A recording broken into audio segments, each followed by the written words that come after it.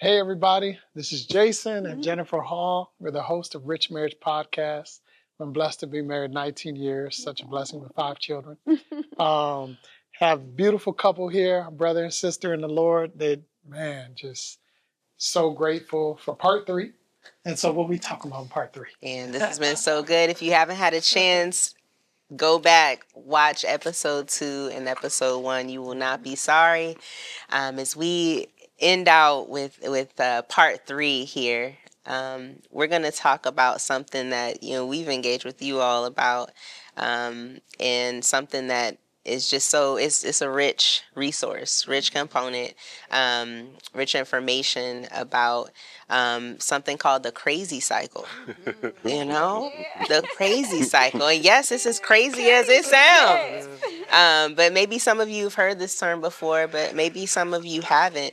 But what is the crazy cycle? How in the world do you stay out of this cycle? What do you do? What are some of the tools? What are some of the things that you all do to make sure that you don't get stuck in this cycle? I know we've been in this cycle before. But it's something that many people don't know the term, right, but they've experienced it before. 100%. Many couples are there right now. No, absolutely. So how do you make sure that you don't get stuck in this cycle, and what is it? Yeah, I think that defining it is critically important. Again, it goes back to communication. What's happening? I know it doesn't feel right. Something ain't right. We're off, but what is it? And so that is from one of the resources that we already mentioned. And the definition of a crazy cycle is, so it's love and respect. Men, generally, these are generalities, right? But the purpose, the overall summary of the book is that women need love, men need respect, right? And so what happens on the crazy cycle is that without love, because I'm not showing her love, then she responds without respect. And then because I feel disrespected, I respond without love, and right. And so you just end up, and it's just a crazy spiral that just continues, and it continues to compound, right? And so, like you said, when you define it, you look at it, it's like, oh yeah, we've been there. Heck, we might be there right now, right? And so what does that look like, and how do we define it and make sure we understand what it is?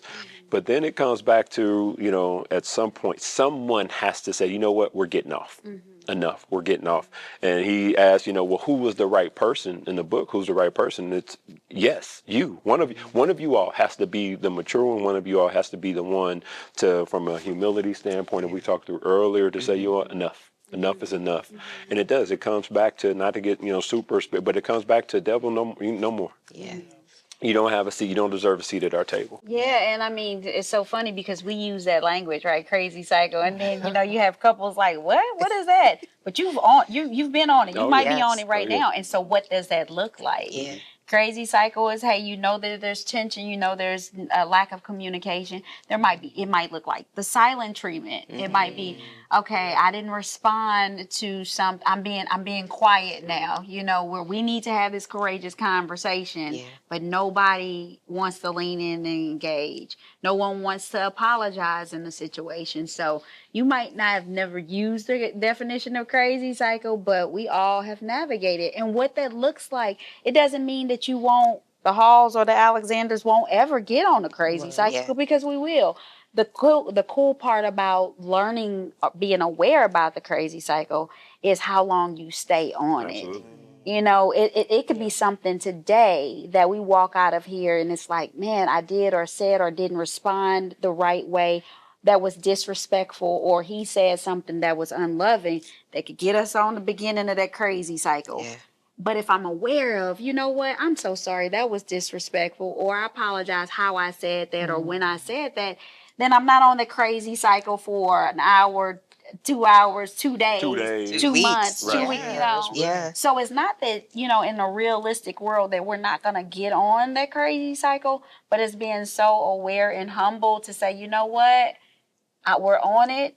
We just stepped on it. How do we get off of it? And to be willing to receive from your spouse when they tell you that something you did. So there's a part of the book that's kind of jokingly, and we did it for a while. We haven't done it in a long time, but we did it for a while. You said, Like, hey, love, did I do something that that was unloving for you? Yeah. That's my way of expressing to her that I feel like she just did something that didn't feel respectful, right? And she might, hey, baby, was I disrespectful to you some kind of way? I'm like, what are you talking about? Yeah. And then it's like, oh, I'm sorry, baby, I didn't mean, you know what I mean? That's her indication to me that she just felt, you know what I mean, like just something. And that's the main thing. Like, again, the crazy cycle can look different. Again, this is not looking at, because you might have come from a household where there was yelling and cursing and screaming, and so you feel like because you're not doing that, well, it's not as bad as, but if y'all aren't talking, that's, you know what I mean? That's so that's, that whole adage about slow cooking, you know what I mean? Your marriage, how you cook a frog, if you don't turn up all of us, generally, if there's just, immediate tragedy or crisis, generally can put the petty stuff aside and try to pull together when you're in but it's those daily little ticking little things, those little nickel and dime things that continue to eat at you and slow cook your marriage. You got to be willing to say, you know what? No, absolutely. And enough is enough. And so the crazy cycle. But then the main transition for us that we like to talk about is, I don't want to just be in a, hey, you're here, I'm here, you ain't going nowhere, I ain't going nowhere. We're in covenant, you ain't going nowhere, woman. You know what I mean? Right. But be miserable, right? That's not God. That's not what God has for our marriage. It's just absolutely, I don't believe that, and I don't think that there's any. And so just sticking it out. What we have seen is, look, that's better because the separation and the impact and the harm that can happen for individuals. Again, no condemnation, but that separation is just it just has such long lasting impact, right? And so sticking together is step one, but that's just not it, right? So the opposite of the crazy cycle is the energizing cycle. And that is, not only am I doing things to keep us, to recognize and keep us off or get us off to our point, because it's going to start spinning, to recognize it quickly and get off of it.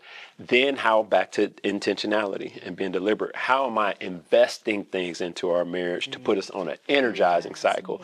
Well, because she feels loved, she's going out of her way to try to make sure baby, thank you so much for providing for our family. Thank you. I heard it from my wife all the time. Thank you for what you do. Thank you for seeing us. Thank you for supporting me. Thank you for encouraging me. So then now I feel like I can run through a wall, right? And so now I'm trying to do things that are more loving for her, seeing her and doing it. So it just puts us on so we have control of that. We do. And again, that's not in a super, but it comes back to intentionality. What do you choose? And sometimes because we won't get out of our own way and we have too much pride to do our part, to whether that's to forgive, whether that's to ask for forgiveness, or whether it's to just move forward.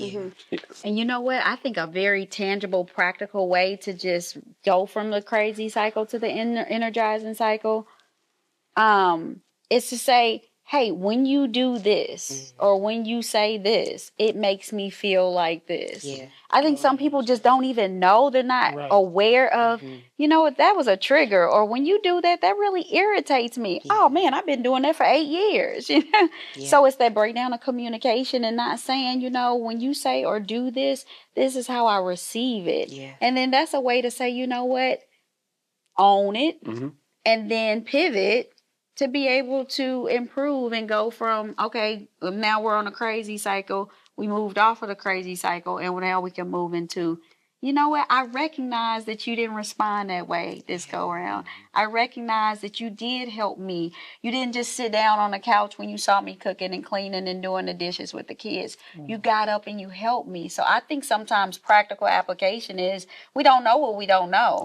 But then I have to own what I do know. And then that can move us into a different space and a different cycle. And there's those practical things, but you mentioned even earlier, I mean, we have to continue to study and ask the questions, right? Nobody, if I were to ask you, are you the same person you were 5 years ago? No. What about 3 years ago? No. What about last year? We all give ourselves no, I'm growing, I'm maturing, but we don't necessarily give that to our spouses and our children or whatever the case may be. So what Regina's being comfortable with me now, my wife is a very, very one of those intentional dates that actually probably was one of my favorite dates we've had in the last 6 months. We just went to a park. We packed a little lunch, went to a park, and then just sat under a tree and just spent time, listening to music under a park. Wasn't expensive, so she's never been hey, I need to go out to the, you know what I mean? But her McDonald's taste from 30 years ago I don't want McDonald's. So tastes do change, and those things do change, and those intimacy, you know what I mean? All of that changes. And then so having the conversation around, what fuels you now? Yeah. While it might have been this 10 years ago, that might not be still what. And so I have to be cherishing my wife enough to continue to pursue those things and understand what that looks like and vice versa. Yeah. So good, man. The key, it sounds like, going back to it, communication. Absolutely. Right? And I can humble myself and say, I'm a shutter downer. Right? Yeah. Like, you come at me left, I'm shutting down. Yeah. Right? And so that's not something that works, right? To get out of that cycle that will actually keep us in there. And so another thing is the peacemaker versus a peacekeeper, right? Yeah. Peacekeeping, it kind of looks like shutting down in a way, because you're not addressing the issue, Trying to right? keep the peace. Right. What you think Trying false to keep peace. the peace, Yeah. right? Keeping the peace is going to keep you stuck. Absolutely. Right? And so another key, it sounds like, going back to, has been in our whole conversation, is communication. Absolutely. Yeah. Absolutely. Right? Communication. And so I hope y'all are catching this. I'm telling you. And one of those other nuggets is you can be right but wrong at the top of your voice. Yeah. Yeah. And so again, that doesn't all, yes, the obvious illustration of yelling or whatever, but just in your delivery, Yeah. you know what I mean? Yeah. You can be, you might, your point is valid, but your Chris, the way delivery? you just delivered that sucks. Not what you said, but how you said it. Just Yeah, see because that's the- gonna shut me Yeah. down. Absolutely. Yeah. Yes. And I definitely have been there to where I say something, I just see her, just the whole, just wind go out of her sails. It's like, you dummy. Right. You know what I mean? Like, why did you, you know what I mean? And so, but to have the humility of, baby, I'm sorry, and be able to come back and continue to push forward. So again, none of this is in perfection, but what do you want? Yeah. Do you know what I mean? Do you really want your marriage to, most people, and sometimes unfortunately people have gotten to a point because they didn't ask that question early enough and challenge themselves early enough to where it might be too far gone. I think we know God can do everything and anything, so nothing is too far gone for him. If we're willing to say, okay, what do you want? Do you want a happy and healthy marriage? Yeah. Because he can do it. That's it. Absolutely. You just got to get out the way. Yeah. Let him do what it is, and then be obedient. Here I am, Lord. What would you have me to do? And some of the practical things. Do you pray for your spouse every morning? Yeah. Or are you complaining to God about your spouse? You know what I mean? Or are you praying for your spouse? Yeah. And assuming the best. Absolutely. Like assuming the best in your spouse instead of the worst. good. Extending grace Yes. instead of not. We extend the whole world grace. Right. And then we don't extend each other grace. It's so easy to focus on the negative. Yeah. Man, do you a practical application? See your spouse today and compliment them on something they did well. Yeah. We have to choose to just say, you know what? I could see the 10 things that you could have done differently, but this is what I choose to communicate to you that you did well. Yeah. Do you see your spouse as a loving, good-willed individual? Yeah. And so then whatever the situation was, start from that place. That's good. Giving them the benefit of the doubt of, she didn't mean me harm. She wasn't trying to be disrespectful. You know what I mean? So when I start from that place, then my response can be more loving. We still need to talk about it because it's still felt And a certain kind of way. address it, right. Like, well, love, but that's a different, but I'm going to come at you differently when I give you the benefit of the doubt of knowing my wife is not a disrespectful, you know what I mean? My wife loves me, she honors me, she does so she's not a disrespectful wife by any means.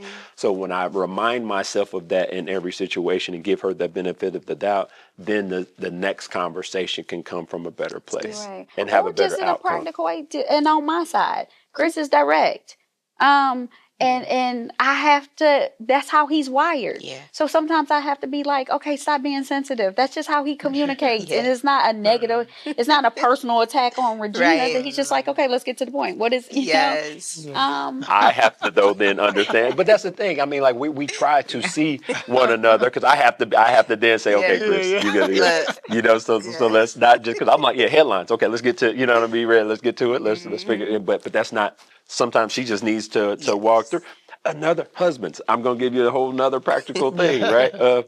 Just getting to the point of asking, okay, when she's sharing a situation with me, okay, look, and I ask, do you want to know what I think? or am I just listening? Yes. I mean, ask the question. It goes back to communication. Yes. Because today the answer might have been, so yesterday it might, so because we try to fix, right? And then that's not just, I'm being overgeneral, because different spouses in different homes, it might be the wife that is there, but we try to fix, right? And it's like, okay, babe, am I just listening, or do you want to know what I think? Because if I do the opposite of that, I can create more trauma, more frustration for you. So if you just want me, no, babe, I just need you to listen. Okay, I can do that. I got you. You know what I mean? But if she needs to hear what I'm feeling, I'm just sitting there and just bobbing my head like, Yeah. You ain't, so you ain't got nothing to say? Well, yeah. Well, last week we was having this, like, well, last week when we were having this conversation, you didn't want. Yeah, but that's different today. Ask the question. That's Just so be good. intentional about asking the question, babe. Do you am I? Do you want to know what I think, or do you just need me to listen? And it might be different today than what it was last week when the same conversation was coming up. So ask the question. One simple question. Yeah. That's it, but so powerful. Yeah. Wow, can take it one way or another. Absolutely. We go through. I mean, my baby's very direct, and I'm the same way as you. I'm like, huh? hey, what? Why you say Do we have the same? Why you say it like that? I'm like, wait a minute, but we go through the same thing. But yeah, that's so good. That is so good. I love what you said about not being too far gone. Right? Yeah. It's never too late to start. Nope. And all it takes is one step. Absolutely. What would you say, as we get ready to close, unless you have something else, to a couple who they might feel like they're too far gone? Oh, yeah. They're a little ways down the road and they feel like they're a little too far gone to even pause and take a look at, like, well, what does our rich marriage look like, right? We don't have to continue this just living. What would be your advice to them? My back would be get help. Yeah, that's what. There are professionals out here, and sometimes in our super agreed. spiritual, we've seen people that needed surgery for the last 10 years, but God will deliver, God will provide. God provided that doctor, that technology, that science, and all of that. There are times to where God will supernaturally heal. Don't get me wrong, but there's also times You need to where help. God has provided. There are professionals that can help. There are Christian professionals that can help point your marriage, that will be for you, that can help point you towards God and help heal. My immediate is, because what you've been trying to do on your own hasn't been working for you to be to that point, right? There are people that have experience. There are people that have that God has gifted to be able to help you in there. So my quick answer is to get help from someone that will be for you all, that can help point you into the right direction of the things of God and to practical things that can help strengthen your marriage. Because isolation is a trick and tool of the enemy. That's what he would love for you to say. Isolated in this situation within your marriage. So that's short answer would be find whether it's a professional or, mentors who are solid in their marriage and in their word, to just be open and honest with, we're struggling in this and we can't figure this out on our own. And so we need a neutral third party to be able to help evaluate this. And almost this, the area where I think the middle ground is probably the more dangerous ground, if I'm being honest. I think individuals, when they get to that point, their breaking point, look, we got to figure this out now. They understand the desperation. And I think that's where God can move in that brokenness, right? And so those individuals that might think they're too far gone, if they are willing to take that step, fully confident that God is a rewarder for those who diligently seek him. Not only that he can, but that he will on their behalf, right? It's those ones that are just coasting. That are slow cooking, that feel like everything is okay. What have you done do you feel like your marriage is stronger this quarter than what it was last quarter? What have you done intentionally to invest in your marriage? That's what I would challenge couples that are just, hey, we're doing okay. Okay is dangerous. What have you done to invest in your marriage, to invest in your spouse, to invest in your oneness, to invest in your rich marriage? And again, I'm not talking about we took a trip to Spain. Right. It could literally be we went on a walk. What have you done to invest in your oneness intentionally and deliberately. I challenge us all to be able to do that, to be able to answer that question. And so, yes, those ones that are, hey, you know what? I don't know if I know you. I don't know.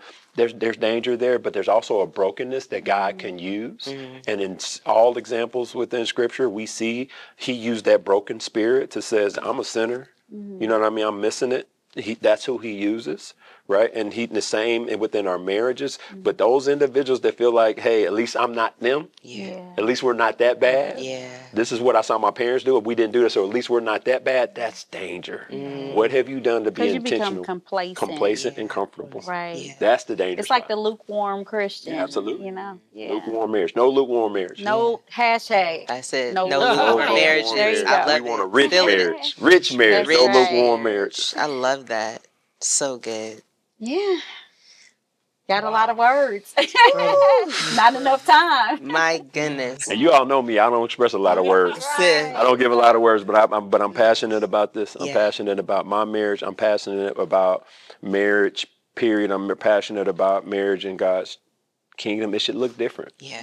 You know, and it doesn't, unfortunately, consistently. It should look different. And so, you know, what do we do? Again, not in perfection, but how do we continue to pursue Him so that we can better pursue one another? So good. Awesome. Man, that's completion, y'all. This is so good. I'm a firm believer that it can get better. Absolutely. You know, Absolutely. it's rich, it's full, it's an abundant marriage that you all have, and we have, and you too. This has been amazing. Thank y'all so much. Thank you for having us. Where This has there's been an honor. life, there's hope. Yes. We have breath in our lungs, there's hope. Yeah. Absolutely. Yes. So good. Thanks for having us. Thank y'all for being here. Yeah. Love you all. So Thank you. special. Thank y'all for Yes. what you model again before us, before your community, before your Yes. kids. Our marriage is richer because of you all being in it. Vice So, versa. Right. Same, thank you so same, much. Same. Thank you both. Very welcome. Well, this has been part 3, Rich Marriage Podcast from the Alexander perspective. It's been awesome. Subscribe, share. If you've been touched by God, just share that podcast. You know, like it. Understand that it can help change your life and somebody else's. So thank you again for watching. Thank you all again for coming. Absolutely. Yeah. God bless. Love you all. God bless you all.